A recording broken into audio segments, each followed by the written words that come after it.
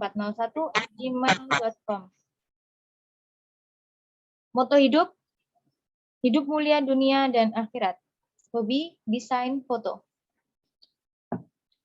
Untuk riwayat pendidikan, jenjang TK yaitu TK Aisyah Kerajaan Kabupaten Banyumas, tahun lulus 2007. Jenjang SD, MI Muhammadiyah Kerajaan Kabupaten Banyumas, tahun lulus 2013.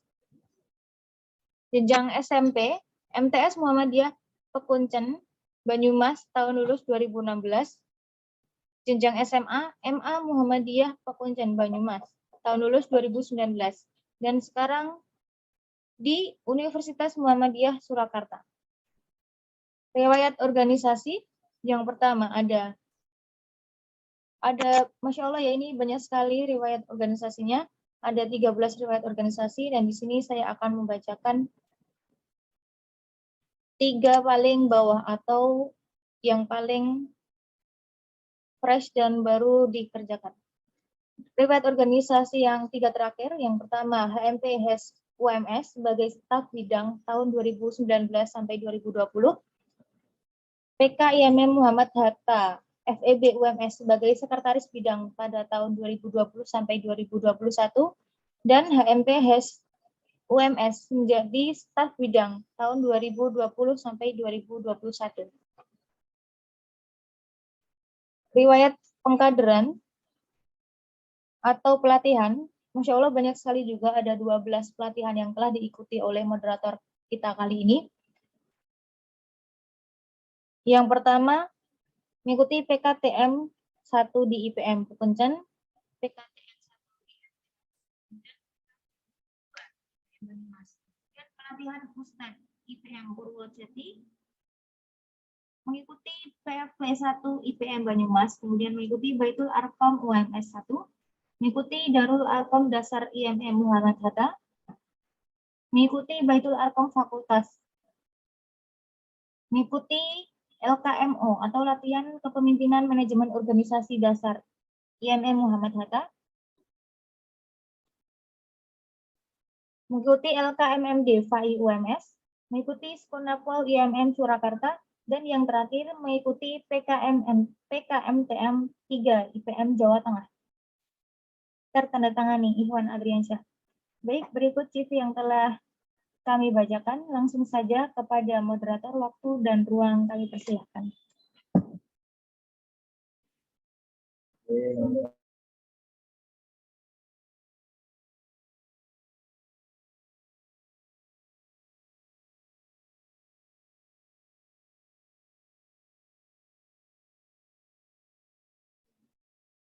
Coba diin.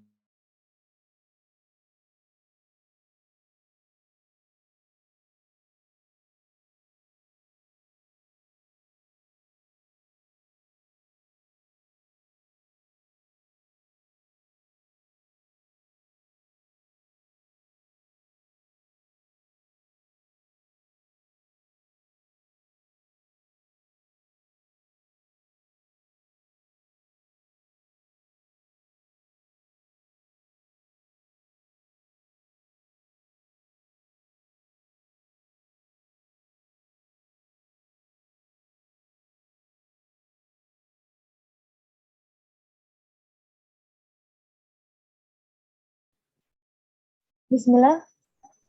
Moderator Ikhwan, apakah sudah join ke room Zoom meeting?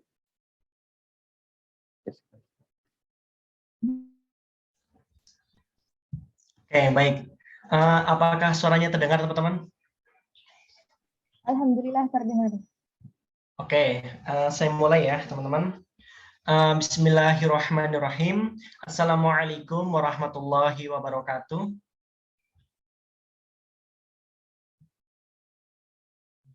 Waalaikumsalam warahmatullahi wabarakatuh. Innal hamdalillah nahmaduhu wa nasta'inuhu wa nastaghfiruh wa na'udzu billahi min shururi anfusina wa min sayyiati a'malina may yahdihillahu fala mudhillalah wa may yudhlilhu fala hadiyalah. Asyhadu an la ilaha illallah wa asyhadu anna Muhammadan abduhu wa rasuluh, amma ba'd. Bersyukur, marilah kita panjatkan kehadirat Allah Subhanahu wa taala atas segala limpahan nikmatnya, Alhamdulillah pada kesempatan siang hari ini kita dapat dipertemukan ya dengan mahasiswa dan juga mahasiswi Fakultas Agama Islam pada acara Baitul Arqam Fakultas Agama Islam tahun 2022 ini. Tak lupa juga salawat salam semua selalu tercurah kepada Nabi kita Nabiullah Muhammad sallallahu alaihi wasallam.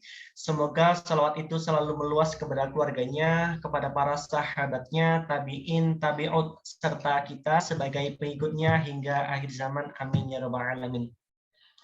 Oke, perkenalkan teman-teman, di sini saya Ikhwan Adriansyah, asal prodinya dari Hukum Ekonomi Syariah tahun 2019.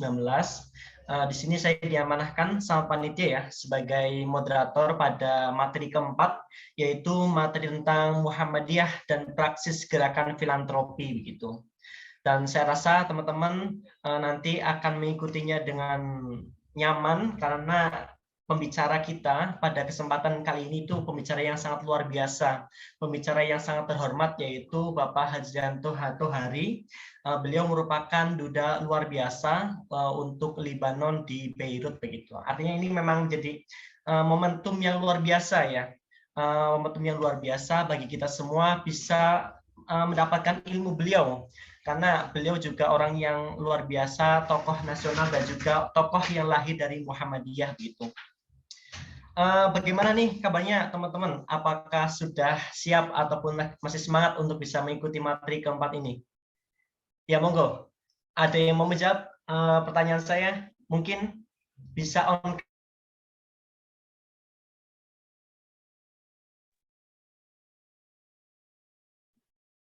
Mungkin bisa on cam ya, ataupun bisa menjawab pertanyaan saya.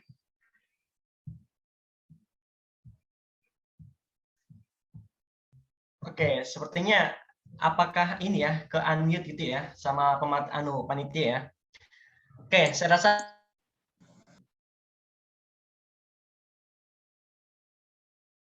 ya, saya rasa teman-teman masih semangat ya untuk mengikuti kesempatan pada siang hari ini, yaitu kita akan bahas tentang Muhammadiyah dan praksis gerakan filantropinya begitu. Dan tak rasa sudah mulai hari kemarin, yaitu kan kita sudah membahas banyak materi ya. Ada materi tentang ayat pengkaderan, terus juga ada tentang identitas Muhammadiyah dan sebagainya. Teman-teman sudah dibekali beberapa materi ideologis begitu, berkaitan dengan keislaman, berkaitan dengan Muhammadiyah, dan di sini saya rasa teman-teman sudah dibekali hal itu begitu.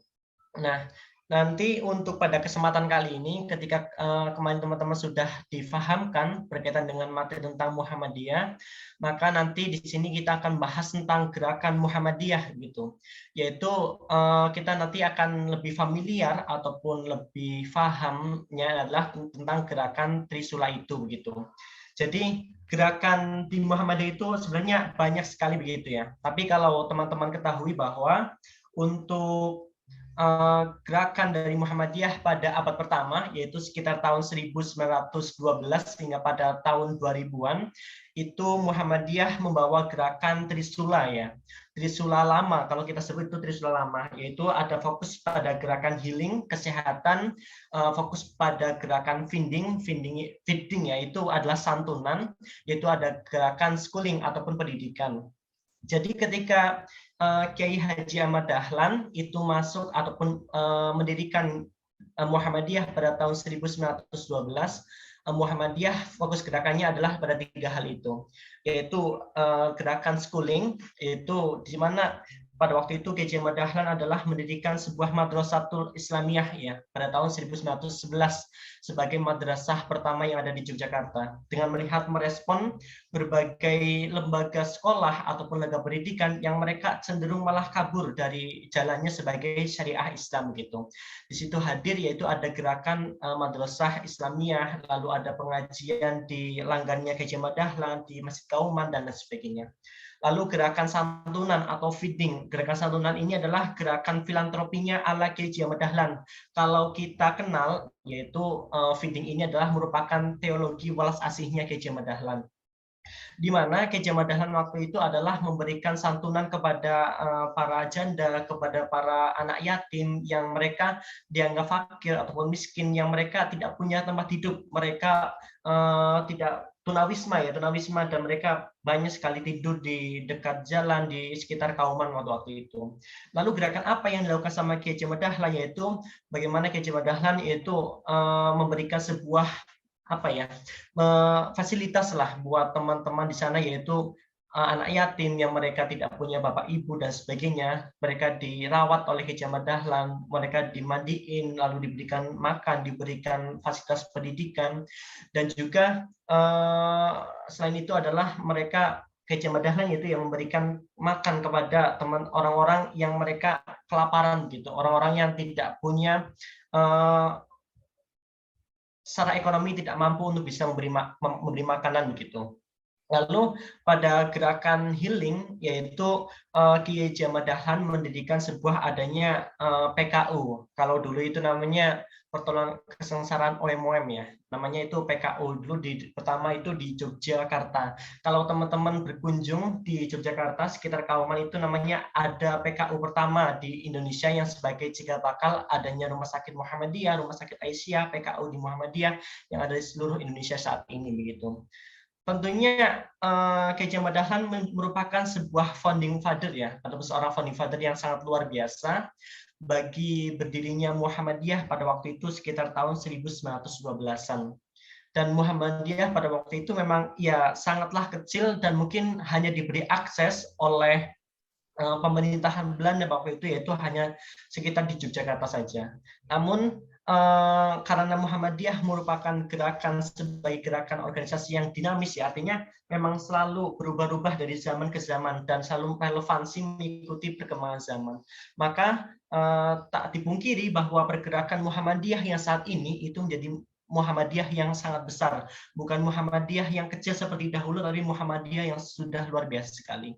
Ketika fokus gerakan Muhammadiyah pada abad pertama, yaitu adalah Muhammadiyah itu fokus pada abad pertama adalah gerakan nasional begitu, hanya sebatas antar Yogyakarta, di Jawa Tengah, di Jawa Timur dan sebagainya, lalu penyebaran tentang ideologi Muhammadiyah dan lain sebagainya. Akan tapi Muhammadiyah pada abad kedua, yaitu sekitar tahun 2000-an ini, Muhammadiyah sudah beralih pada gerakan yang luar biasa, yaitu transisinya gerakannya adalah gerakan transnasional, yaitu gerakan internasional bagaimana Muhammadiyah juga berkontribusi di luar negeri sana, di Malaysia, di Australia, dan sebagainya. Dan sekarang pun kalau teman-teman memperhatikan ya, memahami juga bahwa sudah banyak sekali aksi ataupun kontribusi yang dilakukan oleh Keja Dahlan pada era sekarang, yaitu di era transnasionalnya Muhammadiyah. Yaitu kalau kita lihat ada di Malaysia itu ada Universitas Muhammadiyah Sabah, itu merupakan universitas Muhammadiyah pertama yang ada di Malaysia. Kalau yang terbaru ini ada sekolah dalam jenjang TK, yaitu di Australia.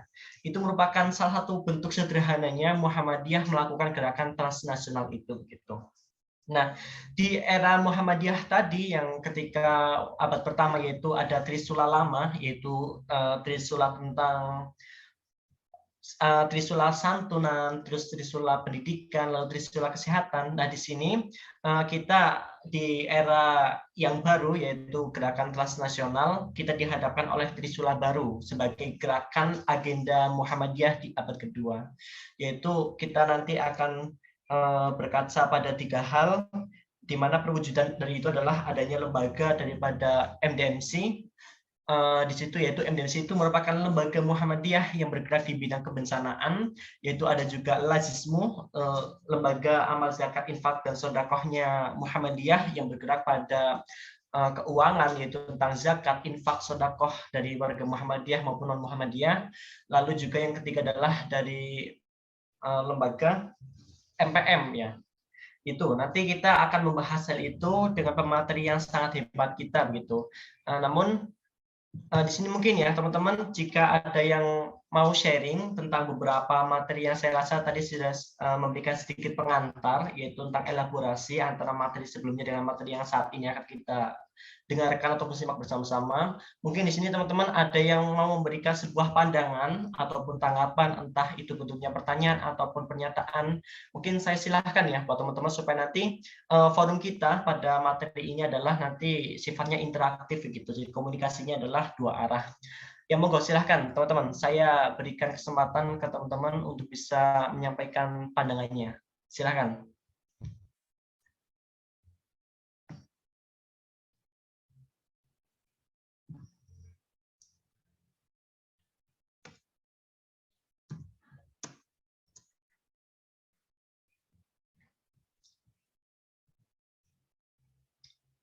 Halo, mungkin saya tunjuk aja ya, kayaknya ya, lebih enak kalau saya tunjuk begitu. Ya mungkin dari anak PAI ya, Pendidikan Agama Islam, yang di sini ada Anas Lutfia Natasha, coba memberikan pandangan tentang Muhammadiyah yang telah disampaikan materi tadi pada materi sebelumnya. Silakan.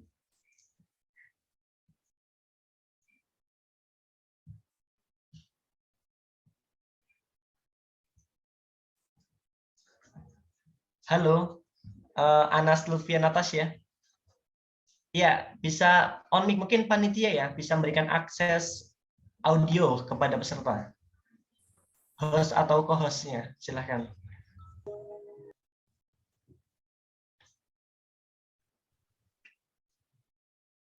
Anas Lutfia Natasha, sudah bisa? Oke, silahkan.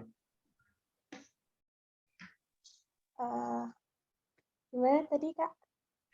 Ya mungkin kan tadi sudah dikasih banyak materi ya sama pemateri kita, yaitu ada banyak sekali. Nah mungkin di sini bisa memberikan pandangan tentang Muhammadiyah itu sebenarnya apa yang kamu pahami tentang Muhammadiyah begitu. Apa mungkin mau bertanya ataupun apa, ya saya silahkan karena ini nanti sifatnya adalah elaborasi aja begitu ya buat teman-teman begitu. Silahkan Anas Lutfia Natasha. Yang saya ketahui dari materi-materi kemarin yaitu Muhammadiyah bergerak di dalam kemanusiaan seperti memberikan bantuan, terus mendirikan organisasi yang berguna dan banyak membantu masyarakat, mendirikan rumah sakit, dan juga berkontribusi dalam pendidikan dan memajukan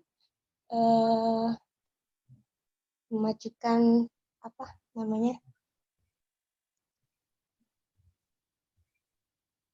dan ikut memajukan cita-cita bangsa Indonesia. Lalu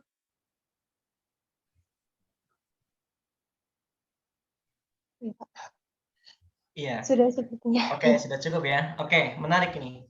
Ada 2 poin yang disampaikan sama Anas ya, bahwa Muhammadiyah itu bergerak pada bidang kemanusiaan dan juga bidang kesehatan ya. Tadi disebutkan adanya sebuah rumah sakit, ada sebuah panti sosial dan sebagainya. Yang itu memang betul ya. Saya sepakat apa yang disampaikan sama Anas Lutfia Natasha gitu.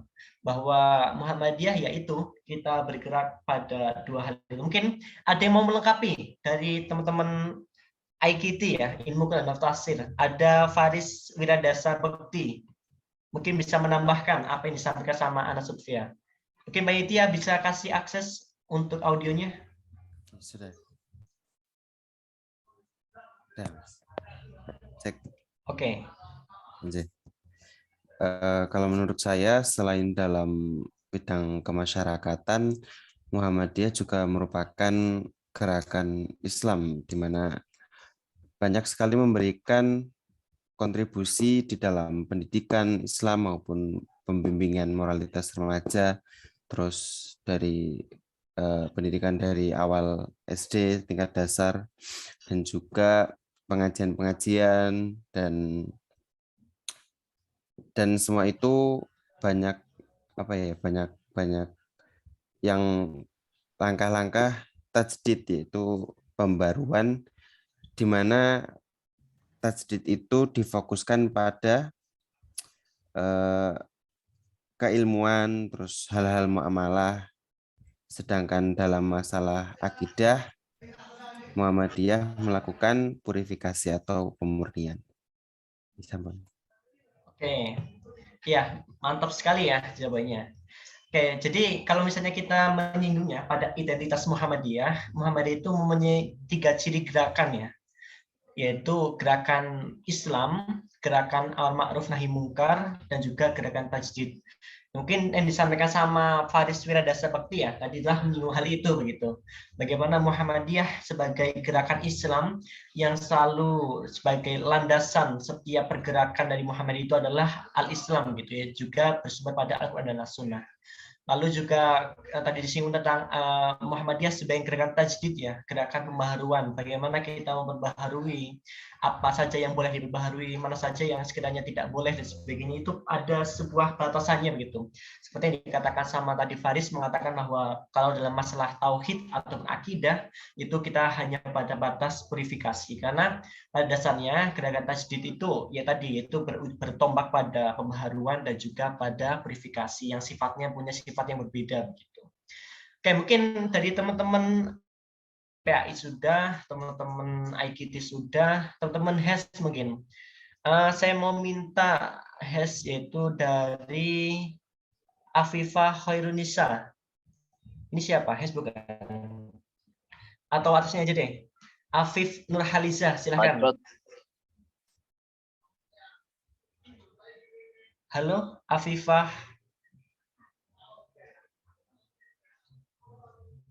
Oh, nggak ada ternyata. Oke, saya ganti ya. Dari Abiseka Adam, silakan.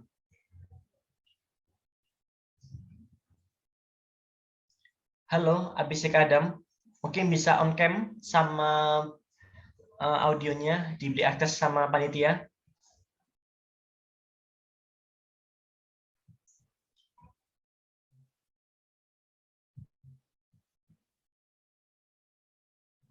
Halo, Abiseka.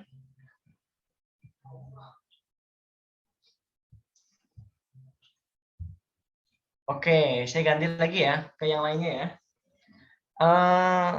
Kepada Asma Khairunisa. Halo, Asma Khairunisa.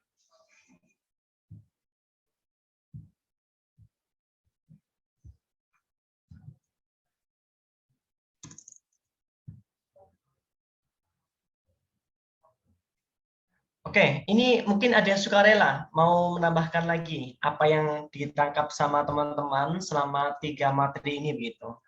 Saya rasa dari sekian banyaknya ya, dari 350 mahasiswa FAI, saya rasa teman-teman mendengarkan semua apa yang disampaikan sama pemateri-pemateri yang hebat yang telah menyampaikan materinya, dan saya rasa tak perlu ini ya, tak perlu sungkan-sungkan untuk bisa memberikan sebuah pandangannya mengenai dengan Muhammadiyah itu sendiri begitu, karena nantinya ini perlu buat teman-teman untuk mereview supaya nanti apa yang disampaikan kemarin, apa yang disampaikan tadi ini akan menjadi kesinambungan dengan materi yang selanjutnya, yaitu tentang materi Muhammadiyah dan praktis gerakan filantropi begitu. Oke, kalau misalnya tidak ada, saya akan memberikan sedikit ya tentang gambaran, yaitu pada materi ini nanti kita akan bahas tadi yang saya katakan adalah gerakan Trisula baru gitu. Seperti yang diketahui bahwa Muhammadiyah itu tidak hanya fokus pada gerakan kependidikan, tidak hanya fokus pada bidang kesehatan dan lain sebagainya, tapi Muhammadiyah itu fokus pada gerakan filantropi begitu. Kalau teman-teman ketahui, filantropi itu kan sebenarnya secara bahasa itu artinya adalah kedermawanan. Bagaimana perwujudan Muhammadiyah memberikan apa ya? Mewujudkan sifat kedermawanannya dengan saling membantu masyarakat maupun tanpa memandang ras ya, agama, suku dan sebagainya. Tapi Muhammadiyah itu tampil di abad kedua ini sebagai gerakan yang muaranya adalah gerakan filantropi gitu, yaitu sifat kedermawanannya. Dan perwujudan itu dimanifestasikan Muhammadiyah melalui gerakan Trisula baru itu, yaitu ada Lazismu, MDMC, dan MPM gitu. Dan harapannya Muhammadiyah memang mampu mengelola semua itu begitu. Dan tentunya teman-teman pasti paham lah apa itu Lazismu dan lain sebagainya. Itu sebagai bentuk Muhammadiyah di bagian filantropinya begitu ya. Jadi nanti insya Allah nanti akan disampaikan oleh pemateri kita yaitu Bapak Hazrianto. Namun untuk saat ini masih belum bergabung karena beliau lagi di Libanon, karena beliau juga duta besar untuk Libanon. Ya insya Allah nanti akan diberikan sebuah manfaat yang luar biasa lah, ilmu-ilmu yang disampaikan sama beliau begitu. Karena kita kapan lagi ya akan bertemu dengan sosok pembesar ataupun tokoh Muhammadiyah yang luar biasa yang sudah banyak garam mengenai dengan keislaman, kemuhammadiyahan dan sebagainya. Oke, mungkin saya persilahkan ya ke teman-teman semua. Di sini mungkin ada yang mau menyampaikan beberapa hal mungkin berkaitan dengan Muhammadiyah ataupun keislaman dan sebagainya. Silahkan. Oke, itu ada yang sudah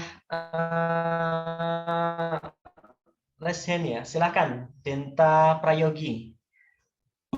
Maaf Kak, mungkin ini bukan. Ya, sebelumnya perkenalkan, nama saya Denta Prayogi dari IKT.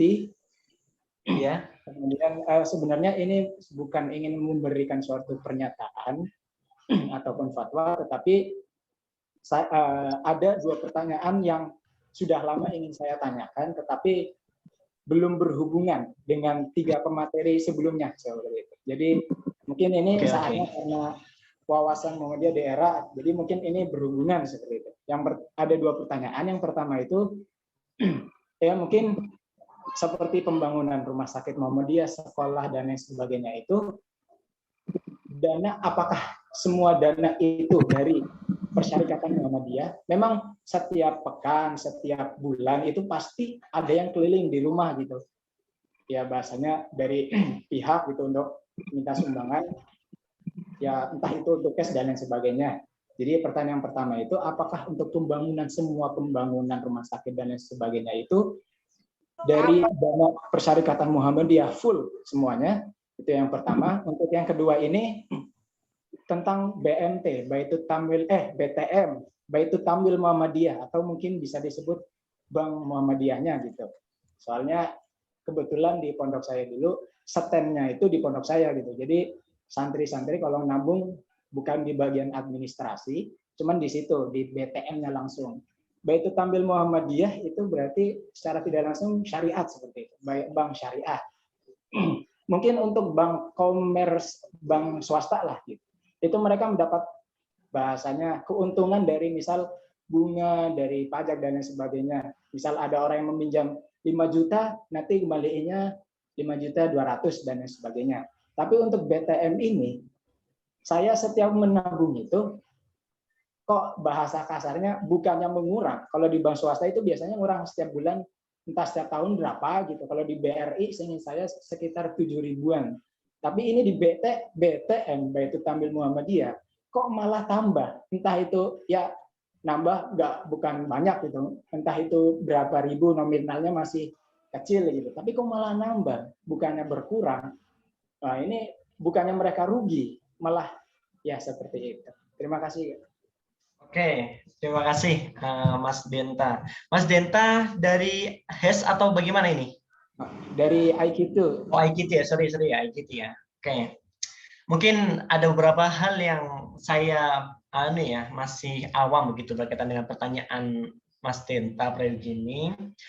Mungkin di sini nanti jika ada pertanyaannya semisal masih belum bisa terjawab dengan baik oleh teman-teman ataupun yang lainnya, maka nanti bisa ditanyakan ke Pak Hazrianto begitu. Saya rasa Pak Hazrianto paham mengenai hal ini begitu.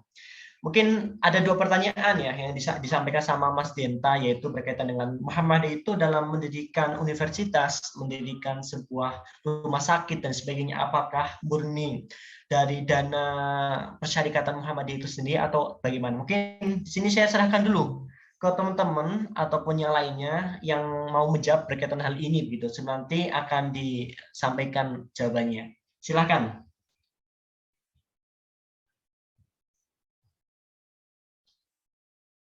Oke, ada yang mungkin Muhammadiyah tulen ya, Muhammadiyah dari lahir ataupun bapak atau tokohnya adalah Muhammadiyah. Mungkin Musa Azam Al-Asy'ari mau menjawab, silahkan. Ya, menurut saya itu nggak murni dari Muhammadiyah, karena ada sebuah rumah sakit kalau nggak salah itu di Semarang. Sebenarnya itu miliknya orang NU. Karena dia nggak bisa ngerawatnya, maka diberikan ke Muhammadiyah yang dipercaya mampu mengelolanya. Jadi kesimpulan dari saya, entah itu rumah sakit, entah itu sekolahan, sebenarnya nggak murni dari orang Muhammadiyah. Cuman masyarakat Islam itu percaya kepada Muhammadiyah bahwa Muhammadiyah itu mampu mengelolanya. Gitu. Oke, terima kasih Mas Azam. Mas Musa ini prodi apa ini, Mas Musa? PAI, Kak. PAI, oke, mantap sekali ya. Mungkin rumah sakitnya bisa disebutkan namanya? Lupa, Kak, namanya. Oke, betul ya. Pokoknya di Mungkin wilayah kalau Semarang. ya gitu ya, Mas Denta, itu jawaban yang saya rasa sudah bisa menjawab dengan puas begitu. Kalau kita bisa sebenarnya kita bisa melihat kompleks ya secara luas. Apakah Muhammadiyah itu real dalam pendidikan, misalnya universitas itu adalah biaya umat ataupun persyarikat Muhammadiyah sendiri, atau bagaimana begitu? Tapi yang jelas kita bisa melihat itu dari banyak sisi begitu. Kalau kita melihat dari skala kecil, yaitu dengan pendiriannya ada TK Aisyah ataupun ada tentang TPQ, Taman Quran dan sebagainya yang ada di perkampungan desa dan sebagainya, saya rasa itu memang murni. Ada yang mereka sifatnya wakaf, ini saya kasihkan tanah atau apa dan sebagainya. Ada yang mereka sifatnya donatur, yaitu melalui tentang warga Muhammadiyah, melalui warga-warga yang mereka mau mendonasikan hartanya untuk membangun sebuah fasilitas Muhammadiyah gitu. Dan itu pun saya rasa berlaku juga bagi universitas Muhammadiyah yang ada di seluruh Indonesia gitu.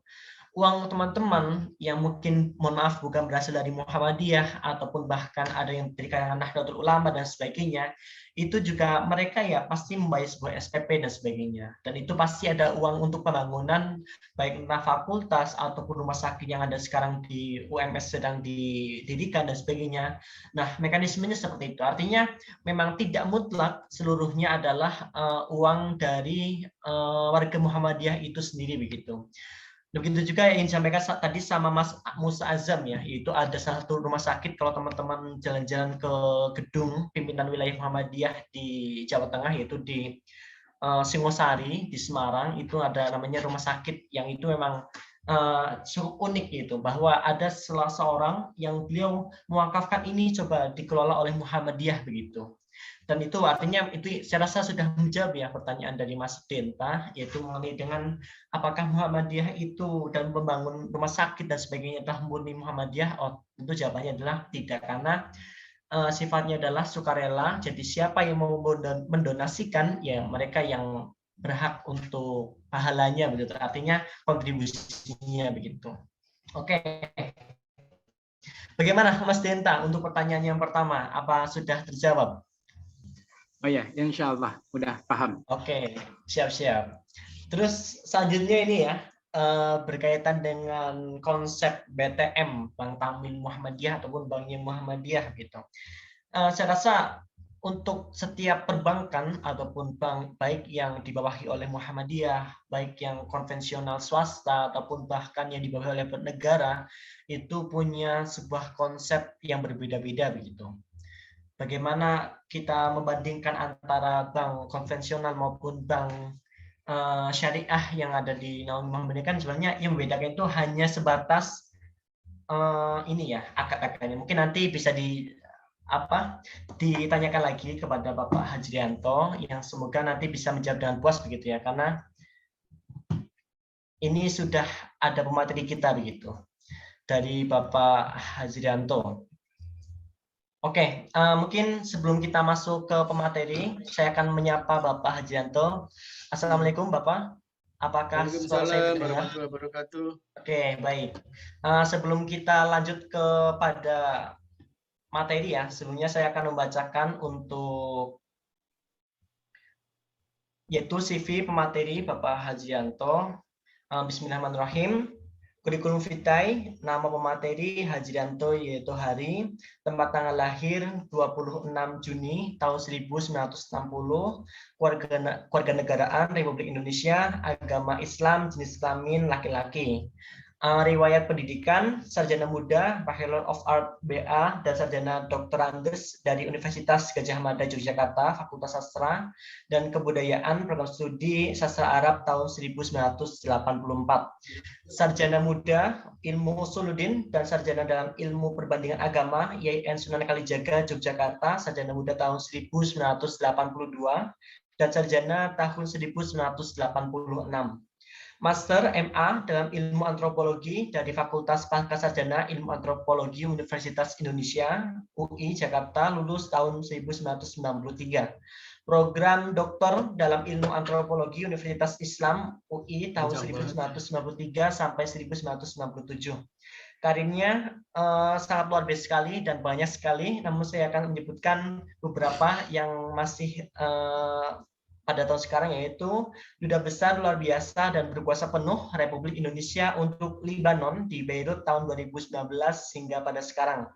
Wakil Ketua Majelis Permusyawaratan Republik Indonesia MPR RI tahun 2009 hingga pada tahun 2014.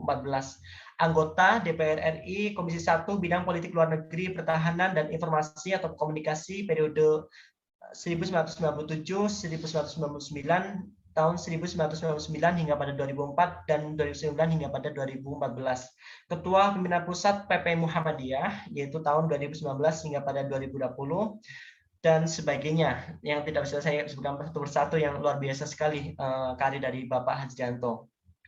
Karya tulisnya ada banyak, yaitu yang pertama ada Pasca Konvensi Isi-isi Politik tentang Golkar, penerbit The Hajrianto Center, karangannya 2004. 2. Muhammadiyah dan Politik Kaum Modernis, Pusat Studi Agama dan Peradaban Jakarta 2004. 3. Menunggu Roja Menunggu Bersih, Indo Strategi Jakarta tahun 2014. Beringin Membangun Sejarah Politik Partai Golkar, ditulis bersama Bahtiar Effendi, Alvan Alfian, dan Khalid Novianto, penerbit Grafindo Jakarta 2012. Oke, begitu teman-teman kurikulum vitae dari pembicara yang hebat, yaitu Bapak Hajrianto. Mungkin kita langsung saja masuk kepada isi, yaitu inti materi kita pada keempat, yaitu tentang Muhammadiyah dan praksis gerakan filantropinya Muhammadiyah. Mungkin langsung saja, waktu dan tempat saya persilahkan kepada Bapak Hajrianto Yassin Tohari. Waktu dan tempat saya persilahkan. Silahkan Bapak. Oke, bismillahirrahmanirrahim. Assalamualaikum warahmatullahi wabarakatuh.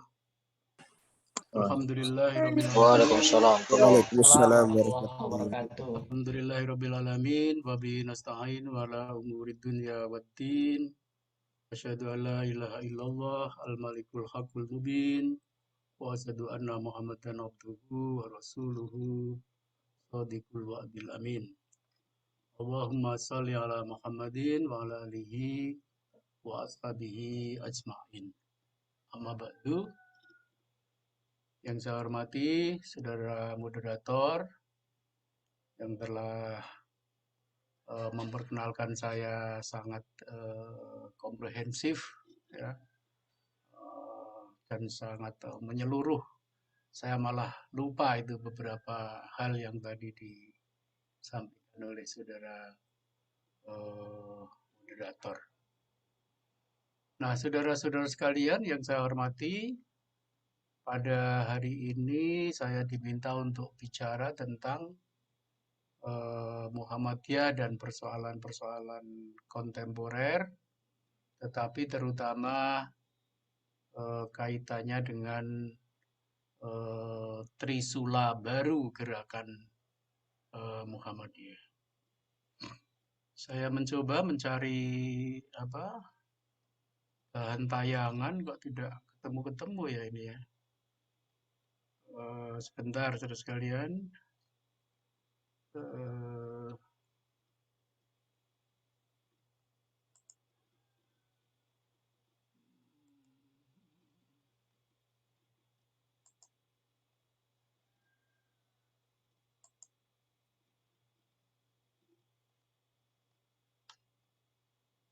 Bentar.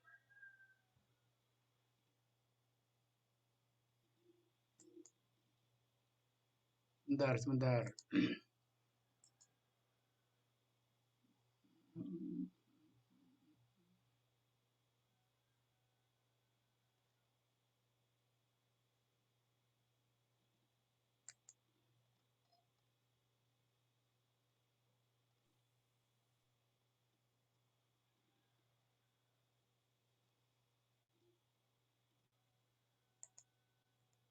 Oke, saudara sekalian, jadi mungkin agak awangan saja ya, karena saya belum menemukan file saya. Nah, seperti kita ketahui bersama, saudara-saudara sekalian, bahwa Muhammadiyah telah berusia 109 tahun. Saya rasa tidak banyak organisasi atau ormas ya di Indonesia yang memiliki kemampuan bertahan seperti Muhammadiyah. Banyak organisasi yang didirikan pada masa-masa awal abad 20, ya, tahun 1905 dengan Syarikat Islam, kemudian diikuti beberapa tahun setelah itu Budi Utomo, berbagai macam organisasi ya, lahir pada awal-awal abad 20 yang menandai kebangkitan nasional Indonesia yang sangat besar jasanya bagi pergerakan nasional yang mengantarkan bangsa Indonesia ke depan pintu gerbang kemerdekaan. Tetapi banyak di antaranya yang kemudian tidak mampu bertahan, tidak berhasil survive, ya, dan tinggal menjadi sejarah, ya, tersimpan di dalam limbo sejarah. Tetapi Muhammadiyah adalah salah satu di antara sedikit ya organisasi yang mampu bertahan memasuki abad yang kedua. Nah, saudara-saudara sekalian, saya tidak akan bercerita banyak tentang sejarah tersebut. Yang pasti bahwa Muhammadiyah pada abad pertama,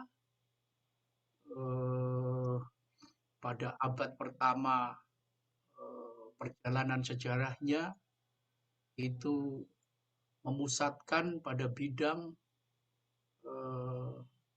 dakwah, pendidikan, kesehatan, dan sosial, ya, yang dapat kita simpulkan dalam satu kata yang sederhana adalah Trisula lama gerakan Muhammadiyah. Jadi Trisula, ada 3 sula, ya, Trisula gerakan Muhammadiyah itu adalah pendidikan, kesehatan, dan sosial. Tentu semuanya adalah dalam kerangka dakwah. Pendidikan juga dalam kerangka dakwah, kesehatan juga dalam kerangka dakwah, sosial juga dengan kerangka dakwah. Di bidang pendidikan tentu kita sudah tahu betapa banyak lembaga-lembaga pendidikan yang didirikan oleh Muhammadiyah, dikembangkan dan dimajukan. Bahkan di bidang pendidikan ini Muhammadiyah berperan besar dalam mencerdaskan kehidupan bangsa, bukan hanya dalam rangka mencerdaskan kehidupan bangsa, tetapi juga mencerahkan kehidupan bangsa, sebagaimana yang kemudian termaktub di dalam pembukaan dan batang tubuh Undang-Undang Dasar 1945. Mencerdaskan kehidupan bangsa. Satu di antara 4 tujuan nasional kita. Tujuan nasional dari pembentukan negara kita adalah melindungi segenap bangsa dan seluruh tumpah darah Indonesia, memajukan kesejahteraan umum, yang kedua, mencerdaskan kehidupan bangsa, yang ketiga, ikut melaksanakan ketertiban dunia. Jadi Muhammadiyah berperan sangat besar dalam tujuan nasional yang kedua, yang ketiga, yaitu mencerdaskan kehidupan melalui pendidikan. Muhammadiyah ada perintis modernisasi pendidikan di Indonesia dengan sistem klasikal sebagaimana yang banyak dilakukan di negara-negara barat. Yang kedua adalah di bidang kesehatan. Di bidang kesehatan, itu sula yang kedua. Kita tahu Muhammadiyah adalah perintis pendirian klinik-klinik, rumah sakit yang diawali dengan berdirinya klinik PKU Muhammadiyah di Yogyakarta pada tahun 1918. Awal abad yang lalu. Itu sula yang kedua. Dan sula yang ketiga adalah sosial. Melalui panti-panti asuhan, modernisasi manajemen zakat, infak dan sodako dalam rangka untuk memberdayakan kehidupan rakyat. Itu bisa kita sebut dengan trisula. Tapi karena ini abad yang lalu, maka untuk menyederhanakan kita sebut sebagai trisula lama gerakan Muhammadiyah. Nah, pada abad yang kedua, memasuki abad yang kedua, Muhammadiyah memulai apa yang saya sebut sebagai trisula baru gerakan Muhammadiyah. Jadi trisula baru gerakan Muhammadiyah. Sula yang pertama adalah lazisme. Modernisasi manajemen zakat. Nah, kita tahu bahwa Kiai Haji Ahmad Dahlan merintis modernisasi manajemen zakat. Zakat, infak, dan sodakoh yang dulu kurang terorganisasi dengan baik, tidak termanajemen secara modern, dan bahkan sering dilakukan secara langsung dari tangan muzaki kepada tangan mustahik, atau hanya dikumpulkan oleh individu-individu berpengaruh tertentu. Oleh Muhammadiyah, itu dimodernisasi. Namanya adalah modernisasi manajemen zakat, infak, sedekah. Nah, pada abad yang kedua ini sula yang paling penting. Ya. Saya rasa modernisasi manajemen zakat melalui lazisme itu adalah merupakan pelestarian terhadap warisan ajaran Ahmad Dahlan yang sangat penting. Karena itu lazisme ya, sebagai sebuah lembaga filantropi ya, itu adalah pewaris utama, bahkan pewaris par excellence dari ajaran Ahmad Dahlan. Filantropisme adalah sebuah ajaran untuk bersikap dermawan, membantu menolong sesama atas dasar kasih sayang atau welas asih kepada sesama. Itu filantropisme. Muhammadiyah pada abad kedua ini perlu dan harus fokus kepada pengembangan filantropisme. Karena dengan zakat, infak, sodakoh, dan wakaf yang dimanage secara modern, itu akan mampu mendanai gerakan-gerakan Muhammadiyah. Sehingga dengan semangat filantropisme itu, maka Muhammadiyah pada abad kedua akan menjadi sebuah lembaga masyarakat yang mandiri, yang independen, yang tidak tergantung kepada pemerintah, pada negara, tetapi akan mampu mendanai gerakan-gerakannya di bidang pendidikan, dakwah, sosial, ekonomi, dan sebagainya.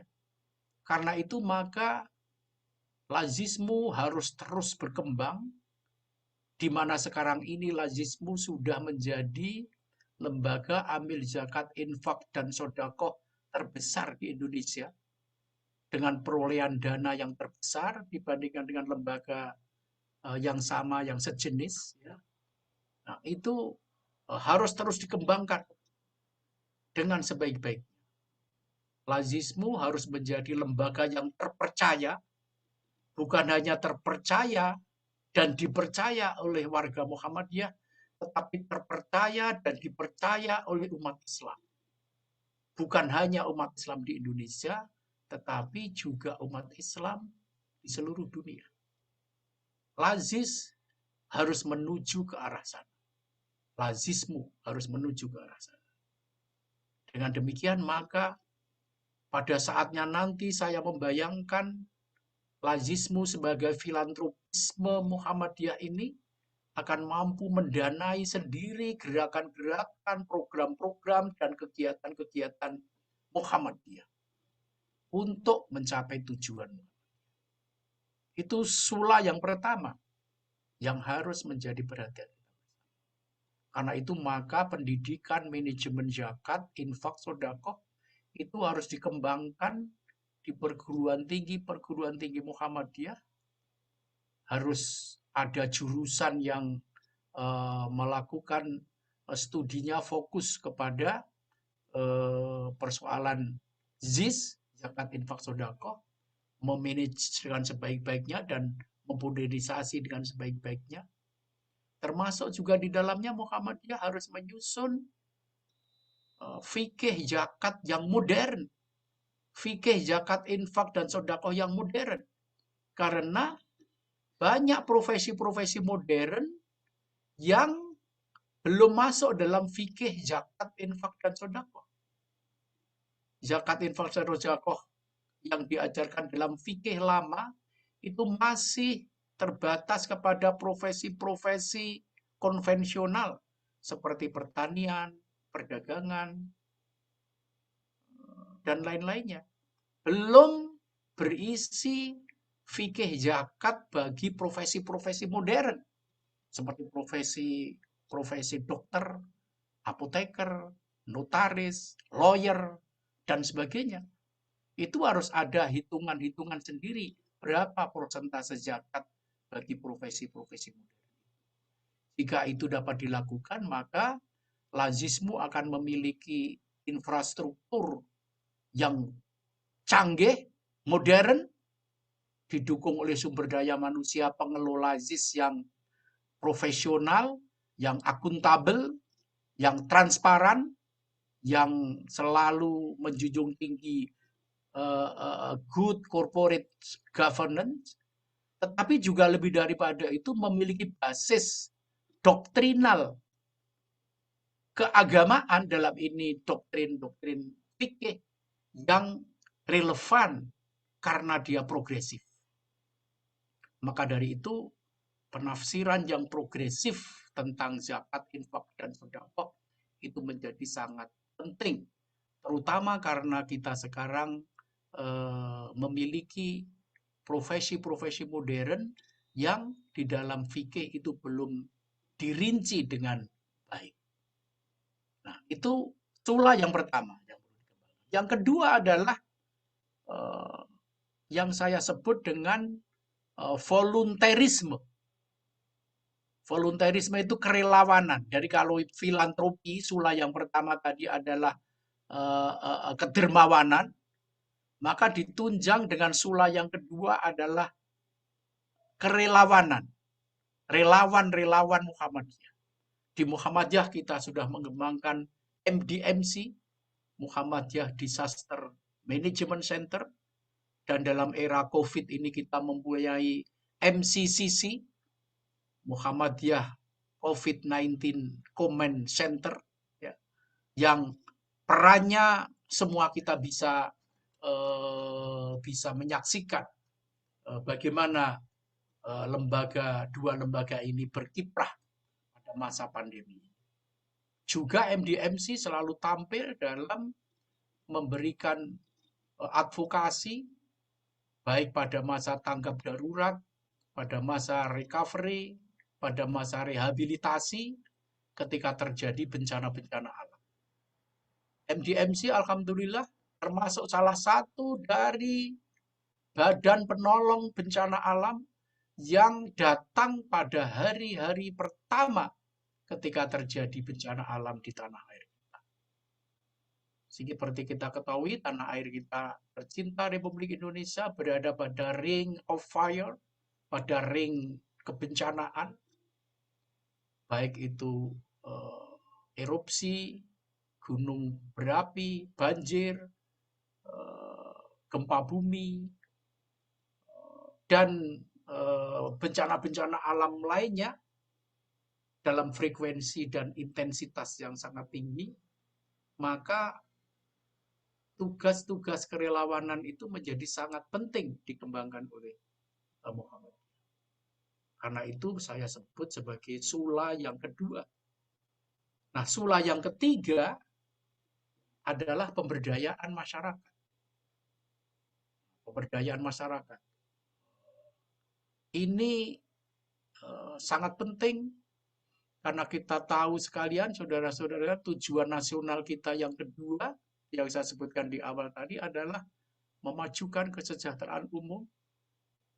Angka-angka statistik menunjukkan kepada kita bahwa angka kemiskinan di Indonesia masih cukup tinggi, sekitar angka resmi sekitar 9% dari seluruh populasi Indonesia yang berjumlah 270-an juta ini.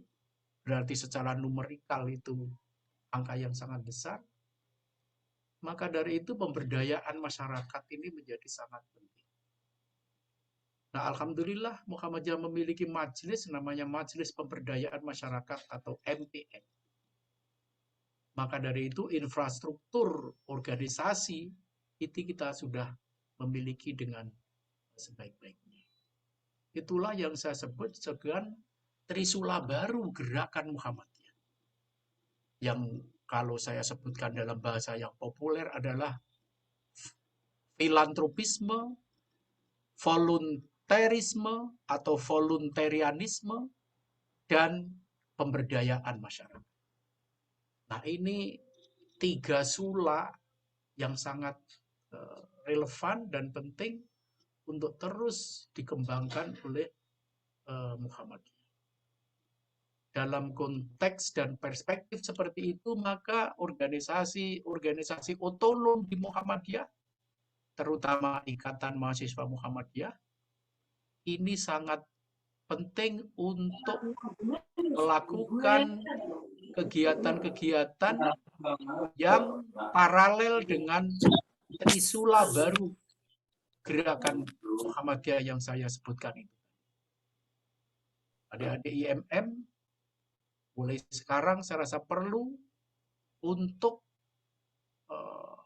terlibat dalam gerakan-gerakan filantropisme, volunteerisme, dan pemberdayaan masyarakat. Saya rasa itu adalah merupakan jawaban terhadap persoalan-persoalan kontemporer yang dihadapi oleh bangsa Indonesia. Muktamar Muhammadiyah ke-47 di Makassar tahun 2015 mengeluarkan sebuah rekomendasi yang diberi judul dengan rekomendasi tentang isu-isu strategis di bidang keumatan, kebangsaan, dan kemanusiaan universal. Muhammadiyah selalu bergiat dalam 3 ranah tersebut. Dalam ranah keumatan, dalam ranah kebangsaan, dan dalam ranah kemanusiaan universal. Dalam ketiga ranah itu, trisula baru gerakan Muhammadiyah itu sangat-sangat relevan. Sangat-sangat relevan. Karena memang salah satu dari 13 isu strategis yang dicanangkan dalam Muktamar Muhammadiyah ke-47 itu memang mengandung ketiga sula yang saya sebutkan itu. Nah, dalam kaitan ini maka penanaman nilai-nilai kedermawanan, penanaman nilai-nilai kerelawanan, dan penanaman nilai-nilai untuk selalu bersemangat memberdayakan kehidupan masyarakat itu harus dilakukan sedini mungkin. Alhamdulillah bangsa Indonesia, saya rasa ini juga atas kontribusi Muhammadiyah dalam menanamkan nilai-nilainya tersebut, itu menjadi bangsa yang termasuk paling dermawan di dunia. Meskipun secara perekonomian Indonesia bukan negara yang paling kaya di Indonesia, bahkan belum termasuk negara kaya, meskipun Indonesia sudah masuk menjadi salah satu anggota G20, bahkan sekarang Indonesia memegang presidensi G20 selama 2 tahun ke depan, tetapi bangsa Indonesia disebut dan ditemukan dalam berbagai penelitian sebagai bangsa yang paling dermawan. Ini sebuah potensi yang luar biasa yang harus terus-menerus dilestarikan, dikembangkan, dan kemudian terus-menerus diperkuat. Nah, Indonesia menjadi bangsa yang paling dermawan di dunia, paling filantropis.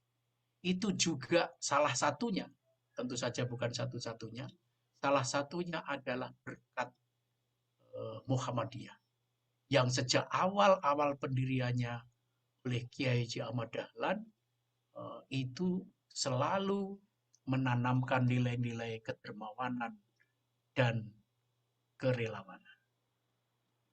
Nah, kembali kepada pentingnya penanaman nilai-nilai filantropisme dan volunterisme itu, maka IMM penting sekali untuk berperan besar dalam menanamkan nilai-nilai filantropisme dan volunterisme tersebut, terutama di kalangan anggota-anggota IMM.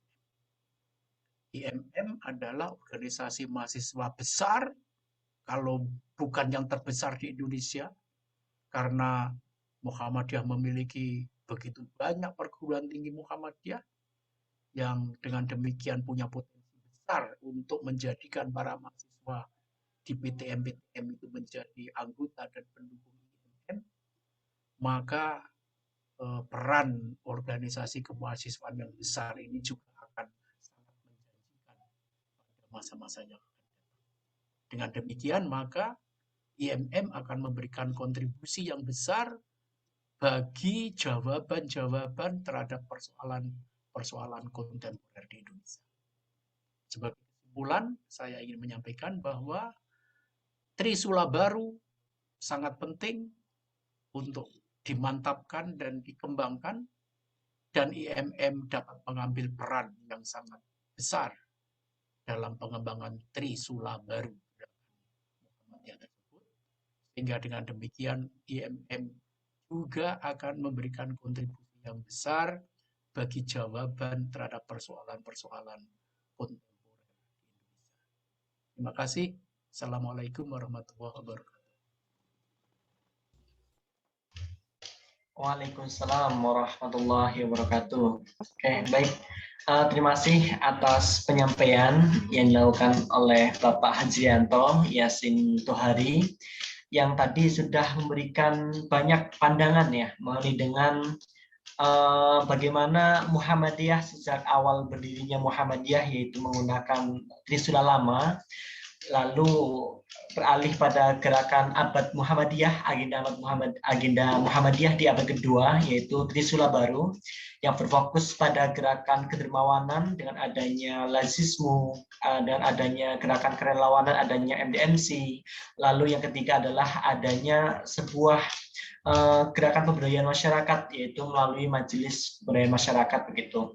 Nah, itu yang disampaikan oleh Bapak Hajrianto, yang saya rasa ini bisa membuat pandangan teman-teman ya, membuka pandangan teman-teman berkaitan fokusan gerakan daripada Muhammadiyah di abad kedua ini seperti apa begitu. Lalu saya jelaskan oleh Bapak Hajrianto mengenai 3 hal itu yang memang persoalan filantropi, persoalan pemberdayaan masyarakat ini memang menjadi sebuah fokus gerakan yang memang harus diperhatikan diperhatikan dengan serius oleh Muhammadiyah dan juga ortom-ortomnya begitu. Lalu disinggung juga berkaitan dengan peran Ikatan Mahasiswa Muhammadiyah yang mana mempunyai sebuah basis gerakan yang besar di seluruh kampus Muhammadiyah di Indonesia khususnya, dan harusnya sudah mampu sebagai ujung tombak perjuangan daripada Muhammadiyah di tubuh mahasiswa Muhammadiyah itu sendiri. Oke, mungkin itu beberapa yang disampaikan sama saya. Mungkin selanjutnya adalah kita pada sesi tanya jawab. Mungkin kepada teman-teman, baik mahasiswa-mahasiswi Fakultas Agama Islam, jika ada yang bertanyakan silahkan untuk raise hand, nanti bisa langsung dipersilahkan saya, nanti bisa langsung menyampaikan pertanyaannya gitu. Oke, sudah ada satu yang sudah raise hand, yaitu dari Abid Dafa Khairullah. Ya mungkin bisa on cam dan juga on mic. Abid Dafa, silahkan. Ya baik, maaf sebelumnya di sini mungkin terkendala sinyal Kak karena lagi hujan, jadi nggak bisa on cam Kak, maaf. Oke, baik. Ya, bisa berkenalan dan menyampaikan pertanyaannya, silahkan. Ya baik. Bismillahirrahmanirrahim. Izin memperkenalkan diri, nama saya Abid Dafa Khairullah. Saya berasal dari jurusan atau prodi Pendidikan Agama Islam. Nah, pertanyaan saya untuk Bapak Hajrianto, bagaimana Muhammadiyah di dalam menjawab tantangan peradaban manusia saat ini, yang dimana tentunya kita tahu tentang industri 4.0 ataupun society 5.0 ya, masalah. Nah, tentu Muhammadiyah pun tidak akan memperhatikan hal itu. Nah, yang saya tanyakan, bagaimana Muhammadiyah di dalam menjawab tantangan tentang 4.0 ini gitu. Mungkin itu saja. Terima kasih. Oke, terima kasih Abid Dafa Khairullah. Mungkin ini Bapak Hajrianto ada pertanyaan dari peserta, yaitu bagaimana Muhammadiyah dalam merespon tantangan dan adanya fenomena 4.0 ini begitu. Mungkin bisa dijawab langsung sama Bapak Hajrianto. Saya persilahkan. Ya, oke. Terima kasih, Dafa. Pertanyaan ini sangat luas ya, jadi sangat luas, skopnya itu sangat luas. Saya mungkin akan mengambil satu aspek saja, aspek kecil dari pertanyaan yang luas ini, karena pertanyaan bagaimana menghadapi era 5.0 itu seperti pertanyaan bagaimana kita menghadapi modernisme, kira-kira seperti itu. Jadi kan begitu sangat luas ya, analoginya kira-kira seperti itu. Nah, saudara-saudara sekalian yang saya hormati, nah tentu saja kita bisa mengambil banyak aspek di sini. Misalnya aspek manajemen. Bagaimana manajemen Muhammadiyah menghadapi era 5.0 ya.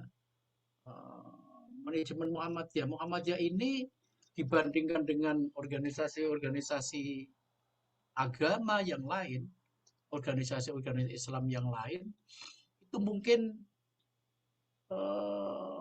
disebut sebagai yang paling modern dan paling maju. Dan saya rasa para peneliti, terutama peneliti Muhammadiyah, sering menyimpulkan hal itu. Apalagi Muhammadiyah juga dikategorikan sebagai salah satu pilar terpenting dari gerakan modernisme Islam di Indonesia. Berhasil Muhammadiyah dianggap sebagai yang paling maju, manajemennya paling modern dan sebagainya. Tapi kalau kita melihat ke dalam, sebetulnya manajemen modern itu belum banyak dilakukan di Muhammadiyah. Itu lebih sebagai satu kesan, ya, bahkan kesan pun mungkin ya kesan selintas saja. Dan itu cenderung disimpulkan karena membandingkan dengan yang lain gitu loh. Jadi karena membandingkan yang lain itu masih sangat tradisional, sangat konvensional, bahkan seringkali dalam hal-hal yang sangat elementer saja itu masih kuno gitu. Lalu Muhammadiyah agak melangkah beberapa langkah ke depan. Tapi sebetulnya kalau dibandingkan dengan organisasi-organisasi yang lain, maksudnya organisasi-organisasi yang bukan organisasi keagamaan Islam, mungkin udah ketinggalan sangat jauh, gitu, sangat jauh. Hanya disebut itu paling maju itu dibandingkan dengan yang sangat tidak maju, gitu loh. Nah, itu yang apa itu. Jadi lebih pada kesimpulan-kesimpulan yang selintas saja, hasil pengamatan sekilas. Nah, karena itu memang kemudian modernisasi manajemen Muhammadiyah itu menjadi sangat penting untuk dilakukan. Bagaimana coba kalau kita bilang bahwa Muhammadiyah itu sudah sangat modern, sangat maju, teknologi tinggi misalnya gitu. Uang dalam keanggotaan saja itu masih manual, ya masih manual. Orang kalau mau mengurus, kalau Mas Ikhwan Adriansyah mau mengurus kartu anggota Muhammadiyah, itu kan masih harus dilakukan secara tradisional. Mendaftar, kemudian mengirimkan pun seringkali harus dibawa langsung ke kantor pusat dan kemudian diketik dan sebagainya. Belum memanfaatkan teknologi digital. Belum bisa Mas Ikhwan mengajukan kartu anggota secara modern pakai online. Lalu juga data keanggotaan itu juga belum. Muhammadiyah belum memiliki data anggota yang kuat secara digital. Misalnya anggota Ikhwan Adriansyah, sekolahnya lahir di sini, di kota mana, pendidikannya apa, keahliannya apa, profesinya apa,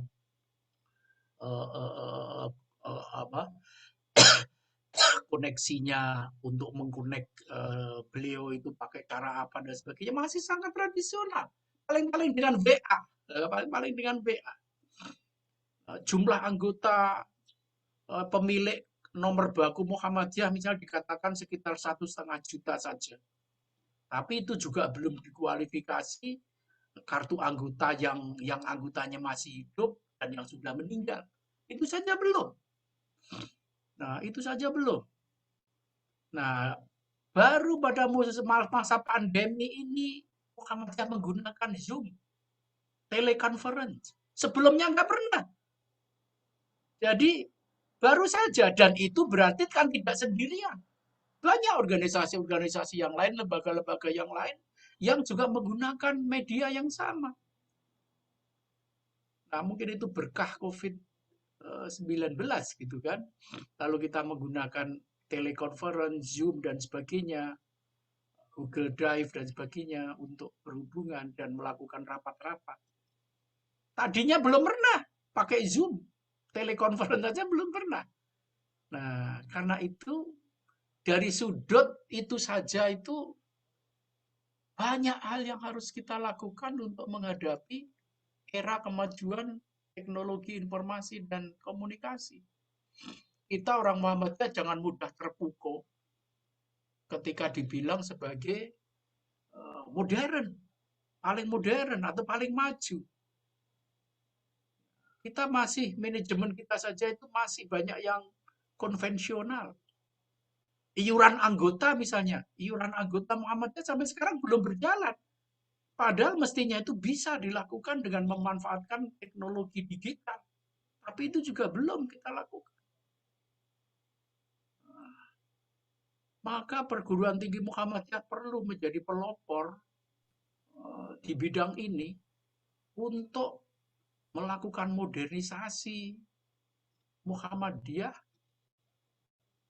dengan memanfaatkan fasilitas-fasilitas yang dimiliki oleh perguruan tinggi Muhammadiyah. Nah, termasuk di dalamnya dalam pengembangan filantropisme tadi misalnya untuk pembayaran zakat, infak, dan sedekah. Bagaimana kita bisa melakukan itu semua dengan cara yang efektif dan efisien? Tadi pertama soal NBM, nomor baku Muhammadiyah, kartu anggota Muhammadiyahnya masih konvensional. Bagaimana menghimpun zakat, infak, sedekah juga masih konvensional. Dengan teknologi yang modern dan mekanisme yang modern yang lebih efektif dan efisien. Pembelajaran di sekolah-sekolah Muhammadiyah dari TK sampai perguruan tinggi perlu juga terus dibenahi dan dimajukan. Jadi kita baru paling maju di antara yang terbelakang. Jadi kalau kemajuan itu poinnya 10, terbelakang itu 1, itu Muhammadiyah belum mencapai ke angka 7, 8, 9, 10. Itu baru yang lain itu baru tingkat 2, Muhammadiyah di tingkat 3. Seperti itu. Nah, karena itu sebagai kader intelektual, ya IMM perlu banyak melakukan pengkajian-pengkajian seperti itu dan merintis kepeloporannya dalam kemajuan. Saudara-saudara sekalian kan kader-kader hebat dan terpercaya yang nanti akan melanjutkan estafet pengelolaan Muhammadiyah. Nah, harus itu dilakukan. Saya tidak ahli teknologi komunikasi dan informasi, saya hanya peminat saja. Saudara Dava tentu bisa mendiskusikan dengan pakar-pakarnya di bidang ini, bagaimana menjadikan Muhammadiyah itu siap menghadapi era 5.0. Bahkan saya untuk teknologi komunikasi yang paling elementer saja, penggunaan HP atau iPhone, saya sering keliru-keliru dan seringkali terblokir karena saya salah pencet. Masih gagap teknologi. Karena saya kan bukan generasi milenial, tapi saya generasi kolonial. Apa yang generasi milenial, nah yang lebih ahli tentang persoalan-persoalan yang tadi. Intinya adalah saya ingin memberitahu saudara sekalian bahwa Muhammadiyah itu belum semodern yang kita bayangkan. Kita masih pada tingkat terpukul dibilang oleh orang sebagai modern. Masih jauh jalan yang harus ditempuh untuk benar-benar modern yang betul-betul bisa memanfaatkan kemajuan teknologi dan komunikasi. Sekedar sebagai konsumen teknologi saja, kita masih banyak yang gagap, apalagi yang menciptakan teknologi. Jadi masih panjang. Terima kasih, Iwan. Oke, baik. Terima kasih pada Pak Hajrianto yang sudah menyampaikan jawabannya. Bagaimana Saudara Abid Dava Khairullah, apakah sudah terjawab pertanyaannya? Ya, alhamdulillah sudah terjawab. Terima kasih Bapak Hajrianto sudah menjawab pertanyaan saya. Terima kasih. Oke, baik. Oke, mungkin selanjutnya ya dari teman-teman mahasiswa FAI yang pada hari ini jadi peserta, bisa untuk jika ada yang tanyakan bisa raise hand, nanti saya tunjuk, bisa nanti menyampaikan perkenalannya begitu. Monggo silahkan teman-teman. Saya rasa teman-teman bisa harus memanfaatkan kesempatan yang luar biasa ini ya. Bisa bertanya kepada Bapak Hajrianto, ya tokoh Muhammadiyah sekaligus tokoh negarawan ya. Beliau sebagai dubes untuk Libanon. Saya rasa jangan sampai ketinggalan momentum seperti ini, bisa menanyakan langsung kepada ahlinya. Ya silahkan teman-teman, jika ada yang ditanyakan saja. Nanti jangan lupa untuk raise hand dan perkenalan dan menyampaikan pertanyaannya. Silakan.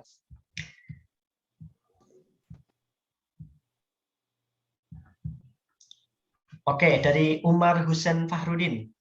Bisa on cam sama on mic. Silahkan.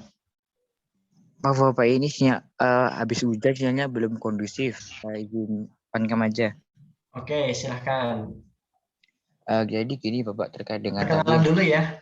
Oh, perkenalkan. Iya. Sebelumnya perkenalkan, nama saya Umar Husain Farudin dari Prodi BAI. Sebelumnya terima kasih banyak kepada Bapak yang sudah memaparkan materinya yang begitu luar biasa. Mungkin pertanyaan saya terkait dengan Trisula yang disampaikan Bapak tadi ya. Mungkin ini ranahnya ke internasional Pak ya. Internasional. mungkin eksistensinya Muhammadiyah dalam Libanon atau dalam luar negeri itu gimana Bapak ya? Ataukah ada laismu juga atau gimana? Mungkin Muhammadiyah dalam Gimana? Suaranya tidak begitu jelas, mohon diulang. eksistensinya Muhammadiyah di ranah internasional Bapak. Oke. Itu apakah sama sistemnya ada di Indonesia gitu? Atau ada seperti ada MDMC, MCC dan lain sebagainya yang itu ada di Indonesia gitu? Oke. Mungkin itu Bapak. Syukron. Ya, oke. Ya, Terima kasih Saudara Umar ya. Saudara Umar, terima kasih. Pertanyaannya sangat menarik ya, sangat baik. Apalagi kita sering mendengar tentang program atau agenda internasionalisasi gerakan Muhammadiyah. Mungkin saudara juga sering mendengar juga terminologi tersebut digunakan dan dipidatokan oleh para pimpinan-pimpinan Muhammadiyah. Ya, pertanyaan saudara Umar Hussein tadi sangat relevan ya. Gimana eksistensi Muhammadiyah di tingkat internasional? Nah, saudara sekalian, memang belum lama Muhammadiyah itu melakukan gerakan internasionalisasi Muhammadiyah secara sistematis. Baru sekitar 3 periode yang lalu, yaitu pada periode Muktamar ke-46 ya. Muktamar Muhammadiyah ke-45 maksud saya, itu baru dilakukan dibuat sebuah program internasionalisasi Muhammadiyah secara sistematis. Tadinya itu ya baru ada tetapi tidak sistematis. Seperti misalnya dulu sudah lama ada Muhammadiyah di Singapura, di Malaysia, dan di Thailand Selatan. Itu pun juga ada yang tidak menggunakan nama Muhammadiyah. Dan hubungannya dengan Muhammadiyah itu tidak struktural. Jadi kebetulan saja ada orang-orang di Singapura, di Malaysia, dan di Thailand yang memiliki aspirasi sama dengan Muhammadiyah, kemudian mendirikan Muhammadiyah di negara-negara tersebut. Dan itu pun juga tidak memiliki hubungan struktural dengan Muhammadiyah dan tidak semuanya menggunakan nama Muhammadiyah. Di Malaysia misalnya pernah menggunakan nama Darul Ihsan. Ya, Darul Ihsan. Nah, baru setelah Muktamar 45, kemudian didirikanlah PCIM. Ya. Itu PCIM itu singkatan dari Pimpinan Cabang Istimewa Muhammadiyah. PCIM. Di banyak negara.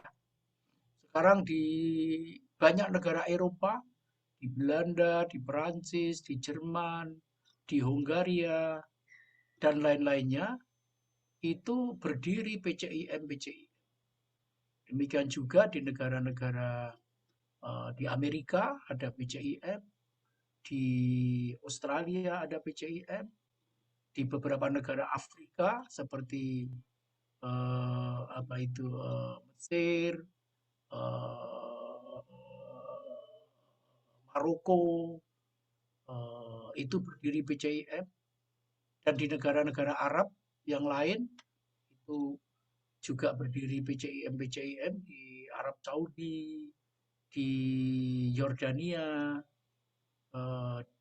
Tetapi saudara-saudara sekalian, sebagian besar dari PCIM tersebut didirikan dan dipimpin oleh para mahasiswa Indonesia yang sedang studi di luar negeri. Kita tahu mahasiswa adalah bukan orang yang permanen, artinya come and go, datang dan pergi. Dia datang untuk studi, setelah lulus kembali ke tanah air. Maka eksistensi Muhammadiyah melalui PCIM di banyak negara tersebut sangat tergantung kepada keberadaan mahasiswa yang memiliki jiwa kekaderan Muhammadiyah. Kebetulan kemudian tidak ada lagi mahasiswa Muhammadiyah, maka PCIM biasanya kemudian mandek karena tidak ada lagi anggotanya. Nah, karena itu perlu dipikirkan bagaimana agar eksistensi Muhammadiyah itu didukung oleh warga negara di negara yang bersangkutan secara permanen. Artinya bukan mahasiswa yang come and go, datang dan pergi. Nah, ini tidak mudah, tapi sebetulnya bisa dilakukan karena paham keagamaan Muhammadiyah itu ya sebetulnya dibutuhkan oleh negara, bangsa-bangsa dan negara di dunia ini. Nah, kita tahu bahwa ajaran-ajaran keagamaan yang sekarang sangat diperlukan dunia itu adalah ajaran-ajaran agama yang inklusif, yang terbuka, yang non-sektarian. Jadi organisasi keagamaan yang bersikap sektarian itu tidak cocok. Dan kemudian juga orang sekarang kan mendambakan demokrasi, mendambakan penghargaan yang tinggi kepada hak-hak asasi manusia, kepada kebebasan, kepada persamaan dan kesetaraan gender dan sebagainya. Maka dari itu paham Muhammadiyah yang maju itu relevan. Dan karena itu sebetulnya bisa ditawarkan kepada dunia internasional sebagai salah satu pemecah masalah yang dihadapi oleh dunia internasional sekarang ini yang masih sangat diwarnai oleh konflik-konflik, oleh penindasan-penindasan, oleh pandangan-pandangan yang Islamofobi misalnya. Nah, Islamofobi yang takut kepada Islam, lalu kemudian radikalisme, terorisme dan sebagainya. Nah, Islam yang dibawa oleh Muhammadiyah yang moderat dan modern, ya, wasatiyah, maju, progresif, Islam yang berkemajuan, itu relevan untuk ditawarkan kepada dunia internasional. Nah, karena itu maka eksistensi Muhammadiyah di dunia internasional perlu diperkuat. Sekarang ini ada PCIM yang sudah memiliki majelis-majelis atau divisi-divisi tentang filantropisme, volunterisme, di samping majelis-majelis atau divisi-divisi yang lainnya. Tapi belum semuanya. Jadi nanti kalau secara analitis, secara rinci, Saudara Umar bisa komunikasi dengan PCIM di seluruh dunia, bagaimana mereka bisa menceritakan eksistensi mereka. Yang agak kuat karena tidak hanya didukung oleh mahasiswa, tetapi oleh warga negara yang lebih permanen, itu misalnya di Australia. Di Australia itu PCIM di Australia itu banyak yang didukung oleh orang-orang Indonesia yang sudah bermukim sebagai permanen resident di negara tersebut. Maka cukup maju. Sekarang ini PCIM di Australia, di Melbourne, itu sudah berhasil mendirikan sebuah sekolah Muhammadiyah College, Muhammadiyah College di Australia, di Melbourne. Mudah-mudahan akan disusul di tempat yang lain. Di Mesir juga cukup kuat, meskipun masih tetap ditulang punggungi oleh mahasiswa. Mereka memiliki Lazismu, mereka memiliki Aisyah di Kairo, memiliki Bustanul Atfal, yang saya rasa nanti akan terus dikembangkan di sana. Tetapi di sebagian besar yang lain, itu PCIM memang masih ditulang punggungi oleh para mahasiswa yang tinggalnya di negara-negara tersebut adalah temporer, come and go, datang dan pergi. Nah, maka eksistensi Muhammadiyah di dunia internasional masih memerlukan perjuangan berat, tapi sangat menjanjikan. Maka saudara-saudara IMM perlu banyak yang studi ke luar negeri. Nah, saudara Ikhwan dan kawan-kawan IMM mesti mendrill bahasa Inggris, bahasa Arab, agar kader-kader IMM bertebaran di seluruh bumi ini untuk melanjutkan studi. Syukur nanti banyak yang bermukim di negara-negara tempat studinya untuk mengembangkan Muhammadiyah. Ya, dengan itu maka eksistensi Muhammadiyah akan menjadi kuat di luar itu. Maka sekarang IMM perlu fokus. Kalau sedang liburan, cobalah misalnya memperdalam dan memperlancar penguasaan bahasa asing ke Pare, ya ke Pare, ke Kediri itu 2 bulan gitulah, tinggal di kampung bahasa Inggris itu, ya nggak mahal itu. Nah, itu nanti saudara-saudara akan memiliki kemampuan bahasa Inggris yang tinggi, ada juga bahasa Arab, yang kemudian akan memanfaatkan peluang beasiswa-beasiswa yang disediakan oleh negara, oleh lembaga-lembaga pemberi beasiswa di dunia, banyak sekali, yang membuka peluang bagi para mahasiswa untuk lanjut studi S2 dan S3 di Eropa, di Amerika, di Timur Tengah. Dan itu hanya diberikan kepada mahasiswa yang memiliki kualifikasi dalam bahasa asing dengan tingkat tertentu yang biasanya berbeda-beda antar universitas. Saya rasa itu penting sekali IMM mengkader kader anggota-anggotanya untuk menguasai bahasa Inggris. Jadi program ke Pare sana 2 bulan, 2 bulan setengah. Nanti liburan kembali ke sana lagi. Sehingga ketika sudah lulus S1, saudara sekalian segera melamar, mengapply beasiswa-beasiswa yang banyak sekali di berbagai lembaga untuk studi di luar negeri. Dan saya rasa itu nanti saudara akan menjadi pilar-pilar bagi pengembangan Muhammadiyah di dunia. Dan lebih daripada itu, ya konkret saudara akan memperkuat eksistensi Muhammadiyah. Terima kasih. Baik, terima kasih kepada Bapak Haji Dante sudah menyampaikan pertanyaan dari Umar. Mungkin bagaimana Saudara Umar, apakah sudah terjawab untuk pertanyaan yang disampaikan tadi? Sudah, Pak. Oke, siap. Oke, mungkin silakan saya persilakan ke teman-teman semua jika ada yang masih ditanyakan berkaitan dengan ini, silahkan. Karena masih ada 1 kali kesempatan buat teman-teman bisa menyampaikan pertanyaannya mengenai dengan Muhammadiyah dan praksis gerakan filantropi begitu.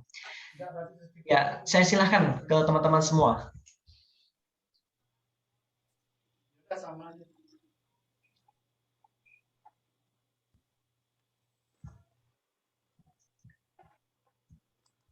Oke, ya, gimana? Cukup ya? Silahkan. Cukup ya? Oke, sepertinya cukup Bapak. Ini tidak ada yang makasih. lagi. Oke ya, setelah lanjutkan acaranya saya terus pamit ya. Sukses selalu untuk IMM. Iya Pak, mungkin bisa kasih statement. Oke.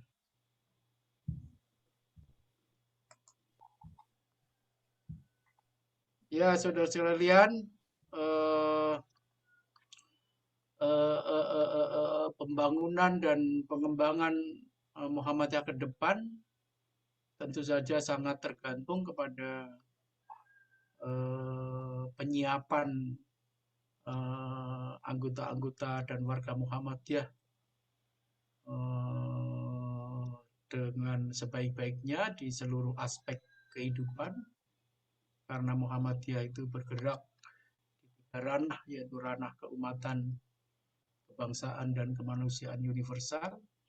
Maka Muhammadiyah harus secara terus-menerus menyiapkan warganya untuk mengambil peran dalam 3 ranah tersebut. Yang kedua, IMM adalah kader persyarikatan, kader bangsa, dan kader kemanusiaan universal. Jadi kalau dulu kader umat, kader bangsa, dan kader kader persyarikatan, kader persyarikatan, kader umat, dan kader bangsa, saya rasa sekarang perlu dikembangkan menjadi kader umat, kader bangsa, ditambah lagi dengan kader kemanusiaan universal. Jadi empat dimensi kekaderan, kader persyarikatan, kader umat, kader bangsa, dan kader kemanusiaan universal. Nah, Muhammadiyah harus menyiapkan anggota-anggotanya, terutama anggota-anggota muda belia, seperti yang tergabung di IMM dan IPM, untuk menghadapi masa depan yang pasti akan semakin lebih kompleks lagi. Insya Allah dengan penyiapan yang sangat baik, kita akan menuju ke arah sana, dan IMM memiliki posisi yang sangat strategis, sentral, dan signifikan dalam menghadapi Muhammadiyah, dalam menghadapi masa depan yang lebih kompleks. Insya Allah Muhammadiyah akan terus berkembang, maju, dan lebih maju lagi, apalagi jika IMM sekarang terus melakukan pengkaderan-pengkaderan yang lebih utuh dan komprehensif, bukan hanya pengkaderan dalam pengertian politik, ya, tetapi pengkaderan dalam pengertian menyiapkan kader-kader yang sesuai dengan profesi-profesi modern yang akan terus bertambah dan berkembang pada masa-masa yang akan datang. Sekian, terima kasih. Assalamualaikum warahmatullahi wabarakatuh. Waalaikumsalam warahmatullahi wabarakatuh. Ya, saya sampaikan terima kasih kepada Bapak Hajrianto yang sudah memberikan ilmunya berkaitan dengan Muhammadiyah dan praksis gerakan filantropi pada kesempatan kegiatan Baitul Arqam Fakultas Agama Islam Universitas Muhammadiyah Surakarta ini. Mungkin saya tutup saja karena memang sudah ada closing statement tadi yang disampaikan oleh Bapak Hajrianto. Semoga apa yang disampaikan oleh Bapak Hajrianto bisa menjadi manfaat dan kebaikan buat kita semua sebagai selaku kader persyarikatan, kader umat, kader bangsa, dan kader kemanusiaan universal yang tadi disampaikan oleh Bapak Hajrianto. Mungkin itu teman-teman, cukup sekian dari saya. Bila banyak salah saya mohon maaf yang sebesar-besarnya. Nun wal qalam yasturun billahi fi sabilil haq fastabiqul khairat. Wassalamualaikum warahmatullahi wabarakatuh. Saya kembali. Waalaikumsalam warahmatullahi wabarakatuh. Waalaikumsalam warahmatullahi wabarakatuh. Waalaikumsalam warahmatullahi wabarakatuh. Waalaikumsalam warahmatullahi wabarakatuh. Ya, saya kembalikan ke Master of Ceremony.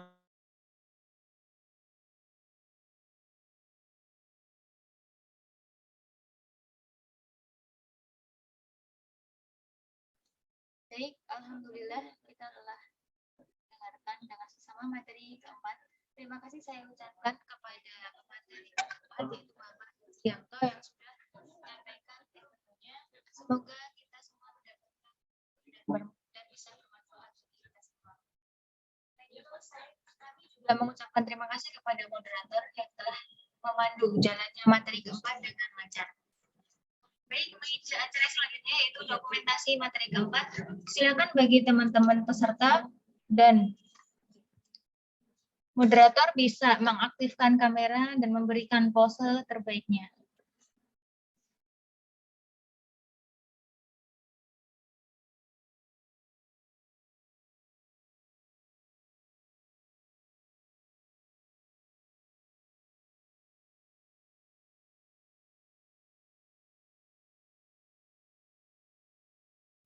Baik, slide pertama. 1, 2, 3.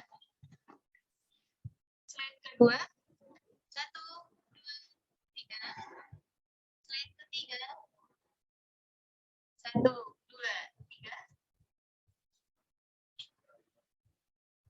Slide keempat. 1,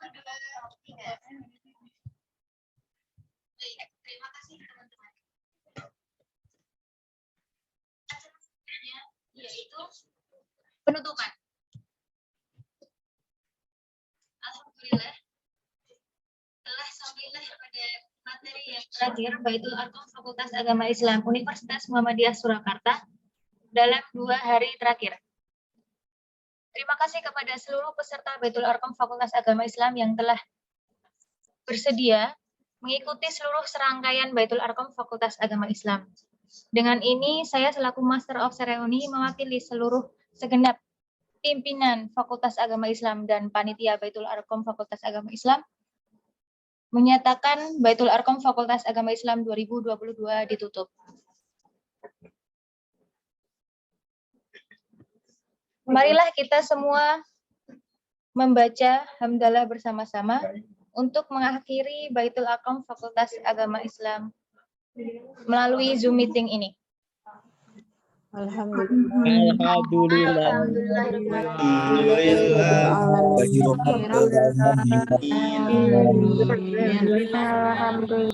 Terima kasih semua. Baik, acara selanjutnya yaitu lain-lain. Kepada seluruh peserta Baitul Arqam Fakultas Agama Islam bahwa ada 2 RTL dan 1 tugas yang telah dipaparkan dari sebelumnya, yaitu tugas hafalan ayat pengkaderan 5 ayat, RTL 1, video ceramah, RTL 2, analisis relevansi. Ketiga hal tersebut deadline tanggal 31 Januari 2022. Diharapkan teman-teman semua dapat mengerjakan dengan baik dan bisa lulus dengan hasil yang maksimal. Baik, acara yang terakhir yaitu penutup. Sekian dari saya sebagai Master of Ceremony pada kegiatan Baitul Arqam Fakultas Agama Islam. Saya mengucapkan terima kasih kepada seluruh peserta dan juga meminta maaf apabila dalam memandu jalannya Baitul Arqam ini terdapat kesalahan baik dari perkataan maupun perbuatan saya. Saya undur diri. Billahi fisabilil haq fastabiqul khairat. Wassalamualaikum warahmatullahi wabarakatuh.